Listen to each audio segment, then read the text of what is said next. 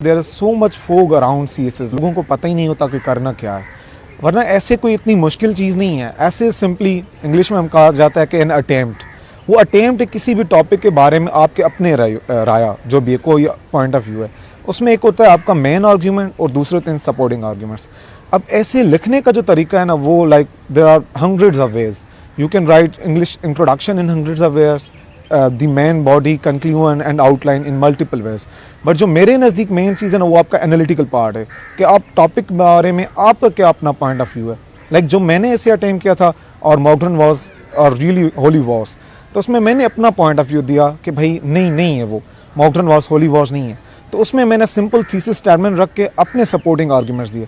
अब जब मैं तैयारी करता था तो यहाँ पे बहुत ज़्यादा टीचर्स हैं जिनके बहुत ज़्यादा अनेक तरीके हैं। लाइक इंट्रोडक्शन लिखने के जो है 8 से 10 तरीके लिखा जाते हैं। तो मेरे नज़दीक वो आप तरीका इस्तेमाल करें जो आपको सिंपल, इफेक्टिव और जिस तरह से आप समझते हैं कि आपका मैसेज जो है वो जो चेकर है उसको इफेक्टिवली प्रोड्यूस किया जाए। और ऐसे के you see there are 3 parts mainly, outline है, इंट्रोडक्शन है, मेन बॉडी है एंड कंक्लूजन है।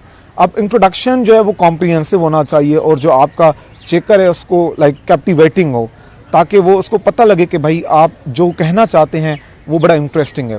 क्योंकि मेरे नज़दीक CSS में कोई डिफरेंस प्रोड्यूस करना होता है, तो अगर आप ऐसे इंट्रोडक्शन में डिफरेंस प्रोड्यूस कर गए तो आपका ऐसे पास हो जाता है।